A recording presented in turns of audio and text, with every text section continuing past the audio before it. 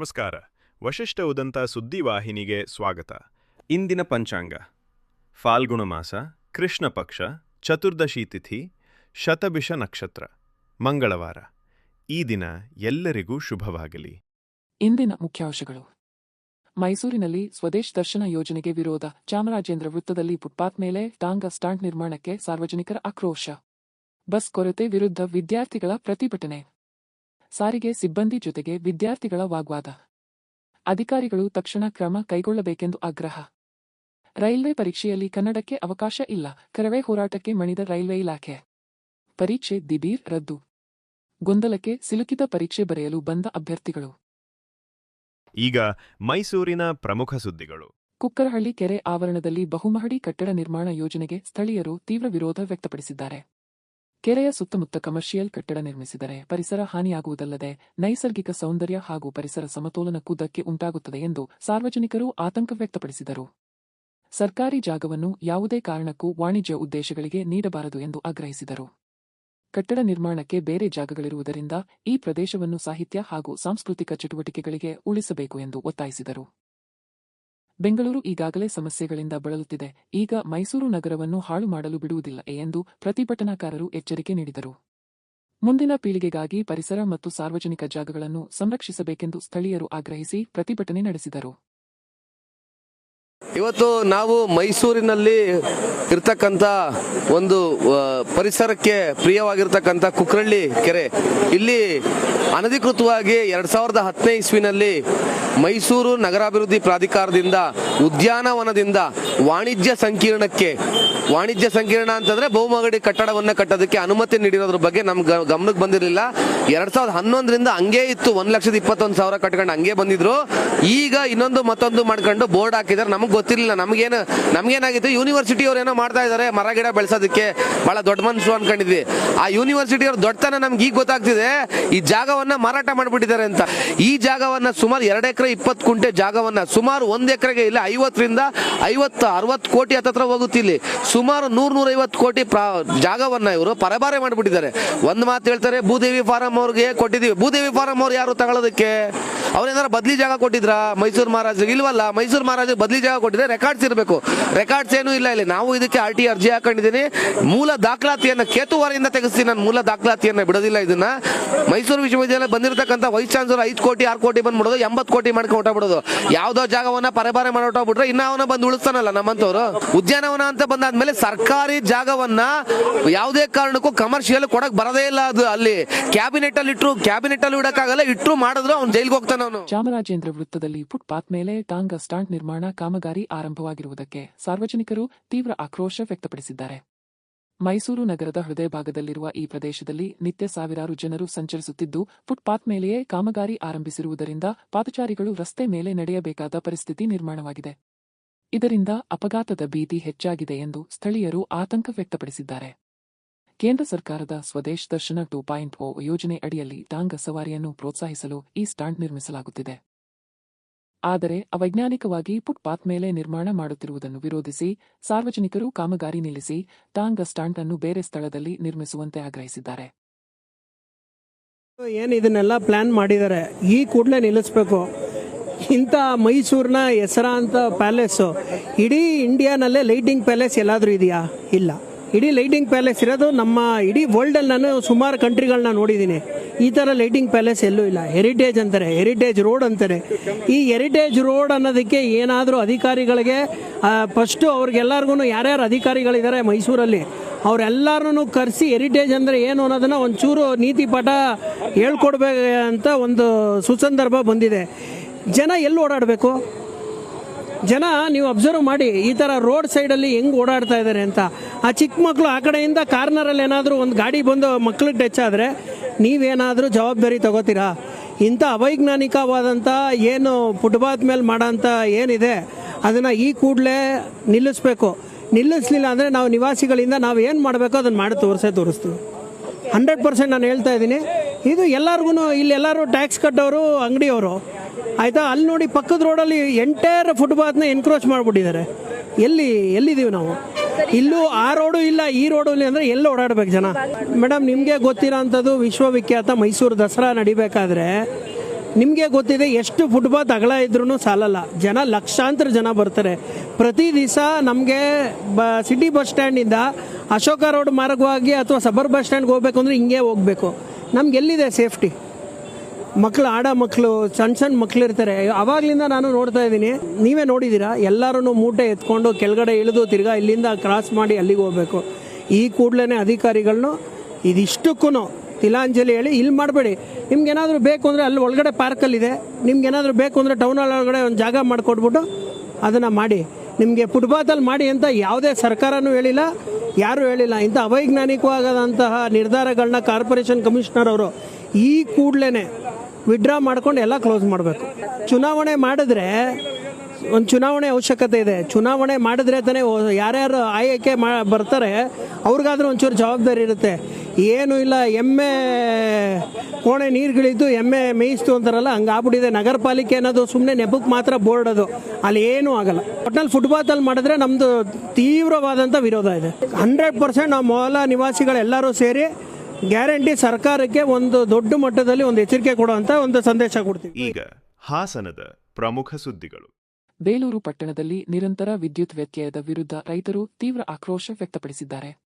ಬೆಳೆಗಳಿಗೆ ನೀರಾವರಿ ಸಿಗದೆ ನಷ್ಟವಾಗುತ್ತಿದೆ ಎಂದು ಆರೋಪಿಸಿ ರೈತರು ಕರ್ನಾಟಕ ವಿದ್ಯುತ್ ಮಂಡಳಿ ಕೆಬಿ ಕಚೇರಿಗೆ ಮುತ್ತಿಗೆ ಹಾಕಿ ಪ್ರತಿಭಟನೆ ನಡೆಸಿದರು. ಸಮಯಕ್ಕೆ ಸರಿಯಾಗಿ ವಿದ್ಯುತ್ ನೀಡಬೇಕು, ಸಮಸ್ಯೆಯನ್ನು ತಕ್ಷಣ ಪರಿಹರಿಸಬೇಕು ಎಂದು ಅಧಿಕಾರಿಗಳನ್ನು ಒತ್ತಾಯಿಸಿದರು. ಸಮಸ್ಯೆ ಬಗೆಹರಿಸದಿದ್ದರೆ ಕಚೇರಿ ಮುಂದೆ ಅಹೋರಾತ್ರಿ ಧರಣಿ ನಡೆಸುವುದಾಗಿ ರೈತರು ಎಚ್ಚರಿಕೆ ನೀಡಿದರು. ಅಧಿಕಾರಿಗಳು ಸ್ಥಳಕ್ಕೆ ಬಂದು ರೈತರೊಂದಿಗೆ ಚರ್ಚೆ ನಡೆಸಿ ಸಮಸ್ಯೆ ಪರಿಹರಿಸಲು ಕ್ರಮ ಕೈಗೊಳ್ಳುವುದಾಗಿ ಭರವಸೆ ನೀಡಿದರು.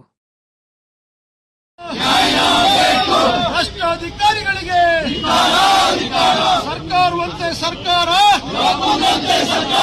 ಕಾನೂನಂತೆ ಕಾನೂನು,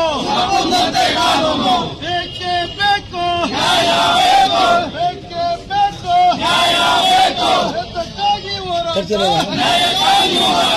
ಎತ್ತಕ್ಕಾಗಿ ಹೋರಾಟ. ಬೇಲೂರು ತಾಲೂಕಿನಲ್ಲಿ ವಿದ್ಯುತ್ ಸಮಸ್ಯೆ ತೀವ್ರವಾಗಿ ಕಾಡ್ತಾ ಇದೆ. ಅದರಲ್ಲೂ ಮಲೆನಾಡು ಭಾಗದಲ್ಲಿ ಆನೆ, ಚಿರತೆ, ಈ ತರ ಕಾಡು ಪ್ರಾಣಿಗಳ ಹಾವಳಿ ಇದೆ.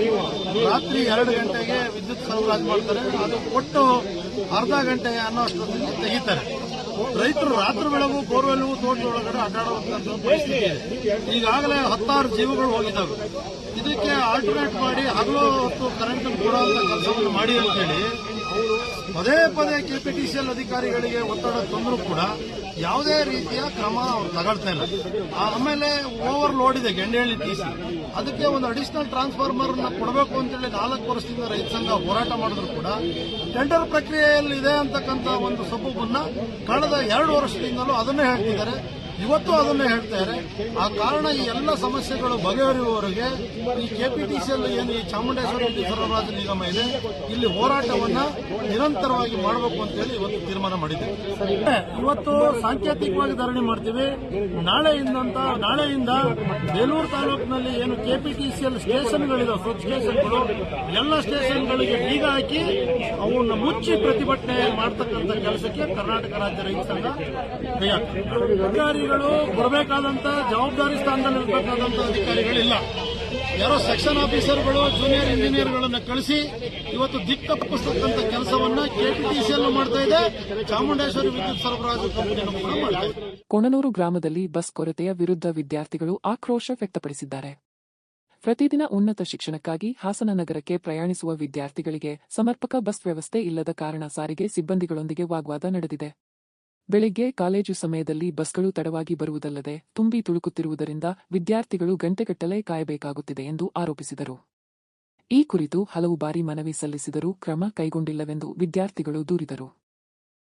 ಹೆಚ್ಚುವರಿ ಬಸ್ಗಳನ್ನು ವ್ಯವಸ್ಥೆ ಮಾಡದಿದ್ದರೆ ಪ್ರತಿಭಟನೆ ತೀವ್ರಗೊಳಿಸುವುದಾಗಿ ಎಚ್ಚರಿಕೆ ನೀಡಿದರು. ವಿದ್ಯಾರ್ಥಿಗಳ ಶೈಕ್ಷಣಿಕ ಹಿತದೃಷ್ಟಿಯಿಂದ ಕರ್ನಾಟಕ ರಾಜ್ಯ ರಸ್ತೆ ಸಾರಿಗೆ ನಿಗಮ ಅಧಿಕಾರಿಗಳು ತಕ್ಷಣ ಕ್ರಮ ಕೈಗೊಳ್ಳಬೇಕೆಂದು ಪೋಷಕರು ಮತ್ತು ಗ್ರಾಮಸ್ಥರು ಆಗ್ರಹಿಸಿದ್ದಾರೆ.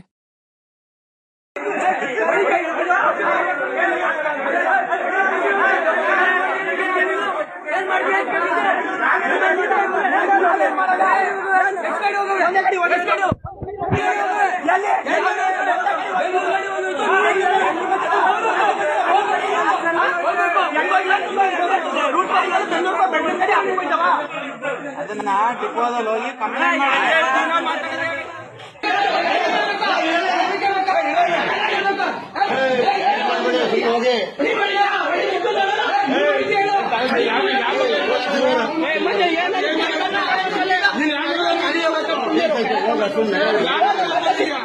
ವೇದಾವತಿ ಗ್ರಾಮದಲ್ಲಿ ರೈತನೊಬ್ಬರು ದನಗಳಿಗೆ ಸಂಗ್ರಹಿಸಿ ಇಟ್ಟಿದ್ದ ಮೇವಿನ ಬವಣೆಗೆ ಆಕಸ್ಮಿಕವಾಗಿ ಬೆಂಕಿ ತಗುಲಿ ಸುಮಾರು 70,000 ರೂಪಾಯಿ ಮೌಲ್ಯದ ಮೇವು ಸುಟ್ಟು ಭಸ್ಮವಾದ ಘಟನೆ ನಡೆದಿದೆ.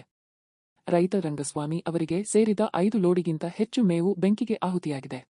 ಮಾಹಿತಿ ತಿಳಿದು ಹಾಸನ ಅಗ್ನಿಶಾಮಕ ದಳದ ಸಿಬ್ಬಂದಿ ಸ್ಥಳಕ್ಕೆ ಧಾವಿಸಿ ಬೆಂಕಿ ನಂದಿಸಲು ಹರಸಾಹಸಪಟ್ಟರು.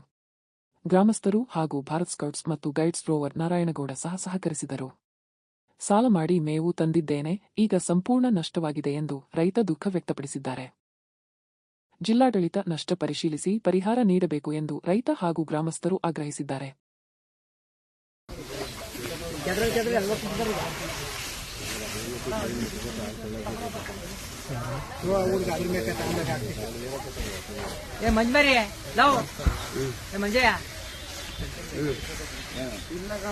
ನಮ್ಗೆ ಏನು ಗೊತ್ತಾ ನಾವು ಸಾಗೋಯ್ದು ಬರೋ ಹೊತ್ತಿಗೆ ಯಾರ ಹಾಕಿರ ಅನ್ಬಿಟ್ರೆ ಗೊತ್ತಿಲ್ಲ.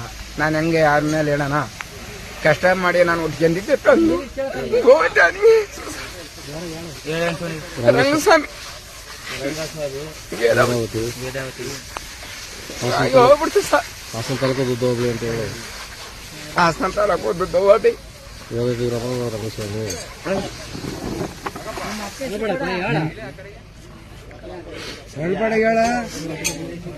ಗೊತ್ತಿಲ್ಲ. ನಾವು ಯಾವ ಮಲ್ಲಿ ಯಾರು ಇರಲಿಲ್ಲ, ಕೆಲ್ಸಕ್ಕೆ ಬಂದಿದ್ದು ನಾವು ಯಾವ ಮಲ್ಲಿ ಒಬ್ಬರು ಇರಲಿಲ್ಲ. ಬೆಂಕಿ ಹಾಕ್ಯಾರೆ, ಯಾರು ಏನು ಅಂತ ದೇವರೇ ಗೊತ್ತಿಲ್ಲ ಸರ್. ಬೆಂಕಿ ಹತ್ಕೊಂಡಿತ್ತು, ನಾವು ಕೆಲಸದಿಂದ ಬಂದಿದ್ದು ಸರ್. 4 ಲೋಡು ಪೂರ್ತಿ ಬಂದು ತಂದು ಮೇವಿಗೆ ದನಿಗೆ ಮೇವ ತುಂಬಿದ್ದು ಸರ್. ಏನು ಅಂತ ಗೊತ್ತಿಲ್ಲ ಸರ್. ದುಡ್ಡು ಕೊಟ್ಟು ತಂದಿದ್ದು ಬೆಂಕಿ ಹಾಕ್ಯಾರ. ಇವತ್ತ ಅಶೋಕ್ ಅಂತ VR ನನ್ನ ಹೆಸರು. ಪೂರ್ತಿ ಬೆಂಕಿ ಹಾಕಿ ಬೇಯಿಸಾರ ಸರ್. ಒಂದು 50 ಜಾಸ್ತಿ ಆಯ್ತು ಸರ್. ಹುಲ್ಲು ತಂದಿದ್ದು ಪಕ್ಕದಲ್ಲಿ ಅದು ಬೆಂಕಿ ಹಾಕಾರ ಏನೋ ಗೊತ್ತಿಲ್ಲ ಸರ್. ಒಟ್ಟಿಗೆ ಪೂರ್ತಿ ಬೆಳೆ ಎಲ್ಲ ಪೂರ್ತಿ ಬೆಂದು ಆಯ್ತು ಸರ್.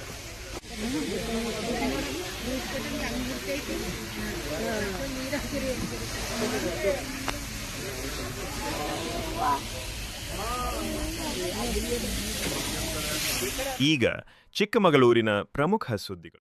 ಅಡುಗೆ ಅನಿಲ ಸಿಲಿಂಡರ್ ಕೊರತೆ ಹಾಗೂ ಬೆಲೆ ಏರಿಕೆ ವಿರುದ್ಧ ಕಾಂಗ್ರೆಸ್ ಕಾರ್ಯಕರ್ತರು ಚಿಕ್ಕಮಗಳೂರಿನಲ್ಲಿ ಪ್ರತಿಭಟನೆ ನಡೆಸಿದರು.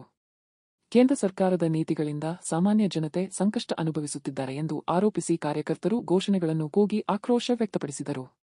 ಗೃಹ ಬಳಕೆಯ ಸಿಲಿಂಡರ್ಗಳ ಸರಬರಾಜು ಸಮರ್ಪಕವಾಗಿ ನಡೆಯುತ್ತಿಲ್ಲ, ಬೆಲೆ ಏರಿಕೆಯಿಂದ ಜನರಿಗೆ ತೊಂದರೆ ಉಂಟಾಗಿದೆ ಎಂದು ಆರೋಪಿಸಿದರು. ಪ್ರತಿಭಟನಾಕಾರರು ಕೇಂದ್ರದ ಭಾರತ ಸರ್ಕಾರ ವಿರುದ್ಧ ವಾಗ್ದಾಳಿ ನಡೆಸಿ ತಕ್ಷಣ ಸಿಲಿಂಡರ್ ಸಮಸ್ಯೆ ಪರಿಹರಿಸಬೇಕು ಎಂದು ಆಗ್ರಹಿಸಿದರು. ಸಮಸ್ಯೆ ಮುಂದುವರೆದರೆ ಹೋರಾಟವನ್ನು ಇನ್ನಷ್ಟು ತೀವ್ರಗೊಳಿಸುವುದಾಗಿ ಕಾಂಗ್ರೆಸ್ ಮುಖಂಡರು ಎಚ್ಚರಿಕೆ ನೀಡಿದರು. ಭಾರತ ದೇಶದ ಜನರನ್ನ ರಸ್ತೆಗೆ ತಂದು ನಿಲ್ಲಿಸಿರುವ ನರೇಂದ್ರ ಮೋದಿ ಸರ್ಕಾರಕ್ಕೆ, ಗ್ಯಾಸ್ ಅನ್ನು ಅಸಮರ್ಪಕವಾಗಿ ವಿತರಿಸುತ್ತಿರುವ ಸರ್ಕಾರಕ್ಕೆ, ಗ್ಯಾಸ್ ಅನ್ನು ಅಸಮರ್ಪಕವಾಗಿ ವಿತರಿಸಿರುವ ನರೇಂದ್ರ ಮೋದಿ ಸಮರ್ಪಕವಾಗಿರುವ ಕೇಂದ್ರ ಸರ್ಕಾರಕ್ಕೆ ಹೇಳಿಬಿಟ್ಟಿದ್ದಾರೆ.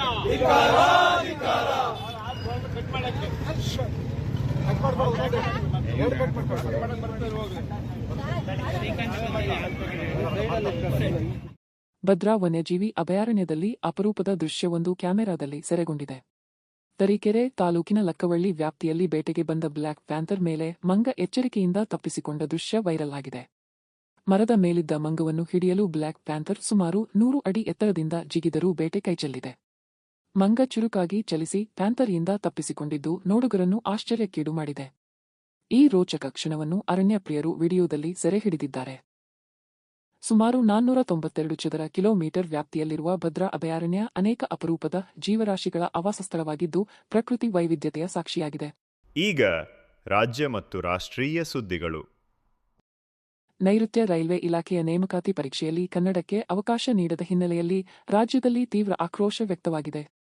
ಕರ್ನಾಟಕ ರಕ್ಷಣಾ ವೇದಿಕೆ ನಾರಾಯಣಗೌಡ ಬಣ ಕಾರ್ಯಕರ್ತರು ಪ್ರತಿಭಟನೆ ಹಾಗೂ ಪರೀಕ್ಷಾ ಕೇಂದ್ರಗಳಿಗೆ ಮುತ್ತಿಗೆ ಹಾಕುವ ಎಚ್ಚರಿಕೆ ನೀಡಿದ ಹಿನ್ನೆಲೆಯಲ್ಲಿ ರೈಲ್ವೆ ಇಲಾಖೆ ಇಂದು ನಡೆಯಬೇಕಿದ್ದ ಪರೀಕ್ಷೆಯನ್ನು ದಿಢೀರ್ ರದ್ದುಗೊಳಿಸಿದೆ. ಹುಬ್ಬಳ್ಳಿ, ಮೈಸೂರು ಹಾಗೂ ಬೆಂಗಳೂರು ಕೇಂದ್ರಗಳಿಗೆ ಪರೀಕ್ಷೆ ಬರೆಯಲು ಬಂದ ಸಾವಿರಾರು ಅಭ್ಯರ್ಥಿಗಳು ಗೊಂದಲಕ್ಕೆ ಸಿಲುಕಿದರು. ಕನ್ನಡ ಭಾಷೆಯನ್ನು ಕಡೆಗಣಿಸಿರುವುದಾಗಿ ಆರೋಪಿಸಿ ಕರವೇ ಹಲವು ದಿನಗಳಿಂದ ಹೋರಾಟ ನಡೆಸುತ್ತಿತ್ತು.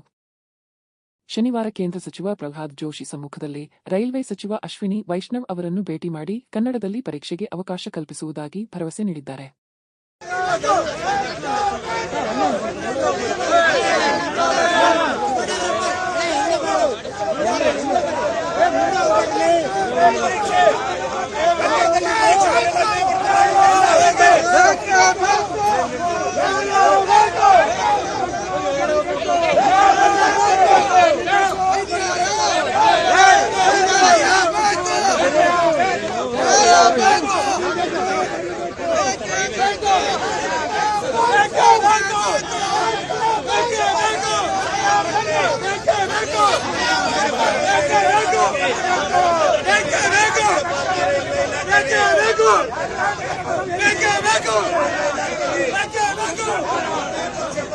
ಕರ್ನಾಟಕ ರಕ್ಷಣೆಗೆ ಹೋರಾಟಕ್ಕೆ ರೈಲ್ವೆ ಅಧಿಕಾರಿಗಳಿಗೆ ಕನ್ನಡದೊಬ್ಬರಿಗೆ ಬಾಯಿಗೆ ಮಣ್ಣು ಹಾಕಿರುವ ರೈಲ್ವೆ ಇಲಾಖೆಗೆ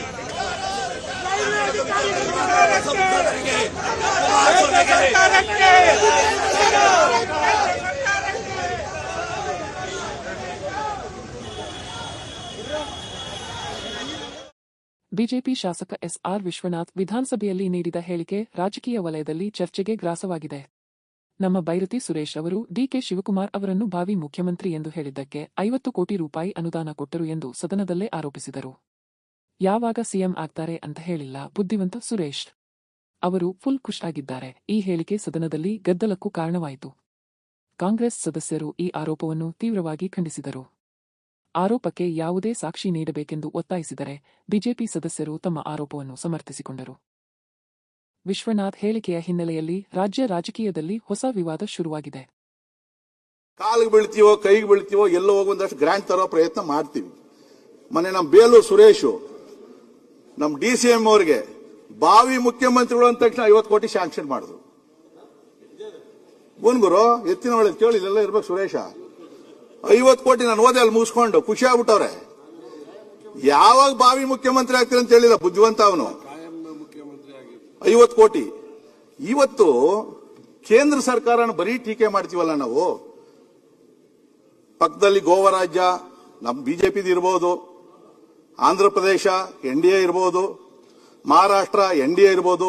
ಎಷ್ಟು ಸರಿ ನೀವು ಹೋಗಿ ನಮ್ಮ ಬೆಂಗಳೂರಿಗೆ ನೀರಿನ ಸಮಸ್ಯೆ ಆಯ್ತಪ್ಪ, ಒಂದ್ ಸ್ವಲ್ಪ ಕುಡಿಯೋ ನೀರು ಕೊಡ್ರಿ. ಈಗ ನೋಡಿ ಆಂಧ್ರ ಬಾರ್ಡ್ರು ಬಾಗೇಪಲ್ಲಿವರೆಗೂ ಕೃಷ್ಣಾ ನದಿ ನೀರು ಬಂದ್ಬಿಟ್ಟೈತೆ. ಗೋದಾವರಿ ಪೋಲವರಂ ಈಗಾಗಲೇ ನೀರನ್ನು ತರ್ತಾವ್ರೆ. ಗೌರವಾನ್ವಿತ ಗವರ್ನರು ಆಂಧ್ರದಲ್ಲಿ ಇರ್ತಕ್ಕಂಥವ್ರು ನಮ್ಮ ಕರ್ನಾಟಕದವರು. ನಾನು ಮೊನ್ನೆ ಏನ್ಕೋ ಮಾತಾಡಿದೆ, ವಿಶ್ ಮಾಡಿದ್ರು ನನಗೆ ಯಾವುದೋ ಒಂದು ವಿಚಾರಕ್ಕೆ.